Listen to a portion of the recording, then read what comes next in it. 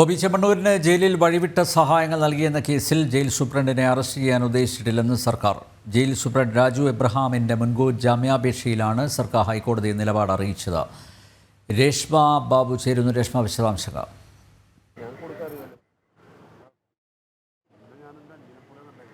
നമ്പ്യാർ, രാജു എബ്രഹാമിന് നിലവിൽ മുൻകൂർ ജാമ്യം, അദ്ദേഹം നൽകിയ മുൻകൂർ ജാമ്യാപേക്ഷയാണ് ഹൈക്കോടതി തീർപ്പാക്കിയിരിക്കുന്നത്. അതായത് പോലീസ് അറിയിച്ചത് മുൻകൂർ ജാമ്യം ഹർജി നിലവിൽ തീർപ്പാക്കണം, ഒപ്പം തന്നെ അറസ്റ്റ് ചെയ്യുന്ന ഒരു സാഹചര്യത്തിലേക്ക് എത്തിയിട്ടില്ല. അതുകൊണ്ട് തന്നെ ഇക്കാര്യത്തിൽ നിലപാട് എന്നുള്ള രീതിയിലാണ് സർക്കാർ അല്ലെങ്കിൽ പോലീസ് മുൻകൂർ ജാമ്യ ഹർജി തീർപ്പാക്കണം എന്നുള്ളൊരു ആവശ്യം ഉന്നയിച്ചത്. എന്തായാലും അത് രേഖപ്പെടുത്തിക്കൊണ്ടാണ് ഹൈക്കോടതി സിംഗിൾ ബെഞ്ച് നിലവിൽ രാജു എബ്രഹാം നൽകിയ മുൻകൂർ ജാമ്യാപേക്ഷ തീർപ്പാക്കിയത്. നേരത്തെ അതായത് ജയിൽ DIG ആയിട്ടുള്ള അജയ് കുമാർ അടക്കം ഈ ബോബി ചെമ്മണ്ണൂരിന് വഴിവിട്ട സഹായം ജയിലിൽ ഒരുക്കി എന്നുള്ളതായിരുന്നു കേസിന് ആസ്പദമായിട്ടുള്ള സംഭവം. ഇതിൽ അജയ് കുമാറും അതോടൊപ്പം തന്നെ രാജു എബ്രഹാമും സസ്പെൻഷനിൽ തുടരവെയാണ് ഹൈക്കോടതി സമീപിച്ചുകൊണ്ടുള്ള മുൻകൂർ ജാമ്യ നീക്കത്തിലേക്ക് കടന്നത്. അജയ് കുമാർ മുൻകൂർ ജാമ്യാപേക്ഷ ഹൈക്കോടതിയിൽ സമർപ്പിച്ചിട്ടുണ്ട്.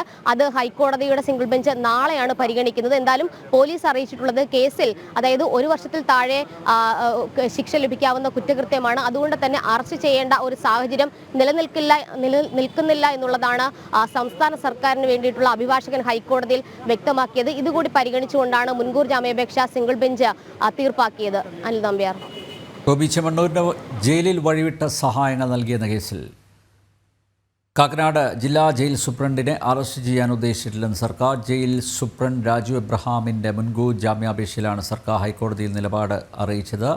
രാജു എബ്രഹാം നിലവിൽ സസ്പെൻഷനിൽ ആണ്. രശ്മിയാണ് വിവരങ്ങൾ നൽകിയത്.